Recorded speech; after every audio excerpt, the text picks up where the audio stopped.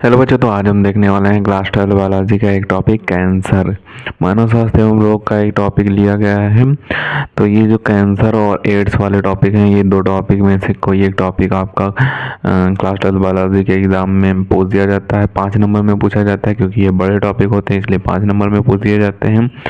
तो अगर मानव स्वास्थ्य एवं रोग वाले चैप्टर से कुछ भी पूछा जाएगा तो इन दोनों टॉपिक में से एक टॉपिक जरूर पूछ दिया जाएगा आपका 5 नंबर में। तो इसे देख लेते हैं। इसमें क्या लिखना होता है, पहले उसकी बीमारी की डिटेल लिखनी होती है, फिर उसके संचरण भी लिखनी होती है, फिर लक्षण लिखने होते हैं, फिर उपचार लिखना होता है। तो ये 1.5 से 2 पेज का बन जाता है, इसीलिए इसको 5 नंबर में पूछा जाता है। तो सबसे पहले इसकी डिटेल देख लेते हैं। तो डिटेल में दिया हुआ है कि यह बहुत ही कष्टदायक रोग है। ये जो कैंसर रोग होता है बहुत ही कष्टदायक रोग होता है, क्योंकि इसका अभी तक कोई पूर्ण रूप से इलाज नहीं मिल पाया है।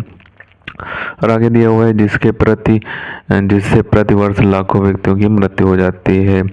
यानी कि इस रोग के कारण प्रति वर्ष कई सारे लाखों व्यक्तियों की मृत्यु भी हो जाती है। कैंसर की कोशिकाओं में अनियंत्रित कोशिका विभाजन होता है, जिससे ट्यूमर बन जाता है। यानी कि कैंसर की जो कोशिकाएं होती हैं उनमें अनियंत्रित कोशिका विभाजन होता है, यानी कि कोई सीमा ही नहीं होती कोशिका विभाजन की। इसके कारण आपके जो कैंसर जिस जगह पर होगी वहाँ पे ट्यूमर बन जाएगा। और आगे दिया हुआ है कि इन कोशिकाओं में प्रोटोओन्कोजीन्स के कारण होता है। यानी कि ये जो कोशिका विभाजन होता है ये प्रोटोओन्कोजीन्स के कारण होता है।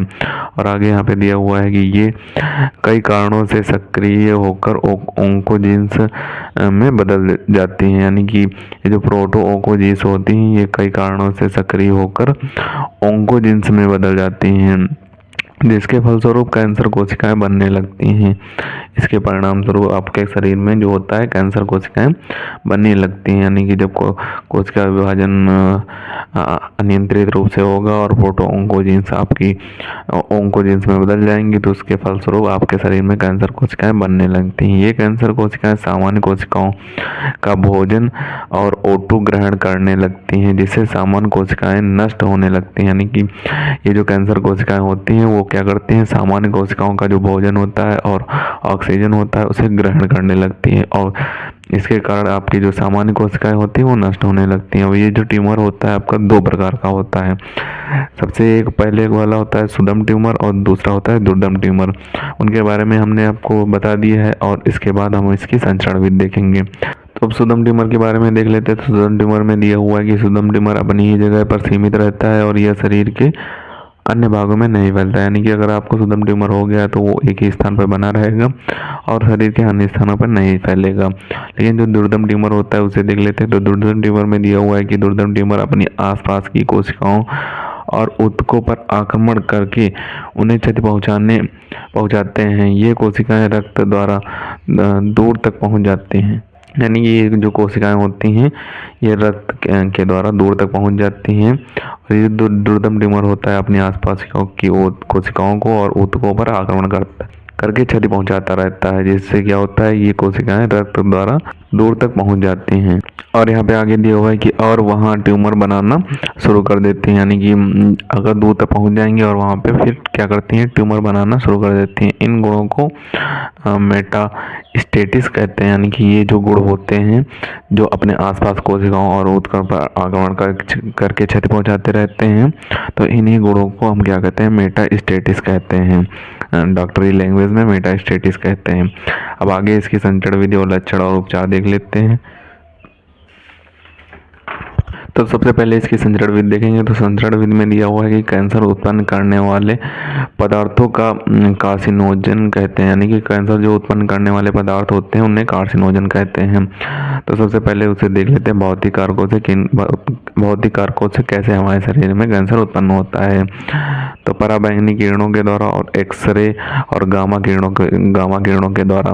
और रासायनिक रूप से कैसे हमारे शरीर में कैंसर उत्पन्न होता है। तो रासायनिक कारक दिए हुए हैं और जैविक कारक दिए हुए हैं। तो रासायनिक कारक में दिया हुआ है कैडमियम ऑक्साइड, मस्टर्ड गैस, काली सिगरेट का धुआं आदि जो होते हैं रासायनिक कारक होते हैं जिनसे हमारे शरीर में कैंसर की उत्पत्ति होती है। और जो जैविक कारक होते हैं ओंकोजीन्स विषाणु, ये जो होते हैं ओंकोजीन्स विषाणु, ये एक जैविक कारक होता है जिससे हमारे शरीर में कैंसर फैलता है। अब कैंसर के लक्षण देख लेते हैं किन किन, मतलब अगर आपके अंदर कैंसर हो गया तो कैसे आप पहचानेंगे कि कैंसर आपके शरीर में हो गया है। तो लक्षण में दिया हुआ है, कि घाव का जल्दी ठीक न होना, शरीर के किसी भाग में गांठ का बनना, जैसे जीभ में कैंसर, स्तन कैंसर आदि, शरीर के भाग में निरंतर कमी होना आदि। ये जो कैंसर दिए हुए हैं ये सामान्य मनुष्य में होते हैं। और आगे पॉइंट दिया हुआ है शरीर के भार में नियंत्रण कमी होने, तो भी आपको कैंसर के लक्षण हो सकते हैं। भोजन को निगलने या बोलने में कठिनाई होती है, यानी कि जब आपके जीभ या मुंह में कैंसर हो जाता है तो आपको भोजन को निगलने और बोलने में कठिनाई होने लगती है। शरीर का हर समय थका थका रहना, अगर आपका शरीर हर समय थका थका रह रहा है कई सालों तक, 1-2 दिन तक नहीं, अगर कई सालों तक थका थका रह रहा है तो आप अपने शरीर की एक बार जांच जरूर करा लें, तो कहीं आपके शरीर में कहीं कैंसर तो नहीं बन रहा है। इसके लक्षण होते हैं ये। अब उपचार में देख लेते हैं कि कैंसर का उपचार कैसे करते हैं। तो उपचार रासायनिक और शल्य चिकित्सा, प्रतिरक्षा चिकित्सा और रेडियोथेरेपी के द्वारा किया जाता है। तो अब उपचार देख लेते हैं। तो उपचार जो होता है आपका कई चिकित्साओं के द्वारा होता है। तो उपचार में निम्नलिखित विधियों की मदद ली जाती है। सबसे पहले जो विधि होती है वो रासायनिक चिकित्सा या फिर इसे कीमोथेरेपी कहते हैं। कीमोथेरेपी का आपने नाम कई सारी फिल्मों में देखा होगा। कीमोथेरेपी जो होती है तो आपके बाल काट दिए जाते हैं, यही कीमोथेरेपी होती है। इसमें क्या होता है, इसके अंतर्गत रासायनिक औषधियों का प्रयोग किया जाता है। इनके शरीर पर कुछ दुष्प्रभाव होते हैं। शरीर की तेजी से विभाजित होने वाली कोशिकाओं को नष्ट कर देती है, यानी कि जो रासायनिक औषधियाँ होती हैं ये शरीर की जो तेजी से विभाजित होने वाली कोशिकाएं होती हैं उन्हें नष्ट कर देती है, और इसके कई सारे शरीर पर साइड इफेक्ट भी हो सकते हैं।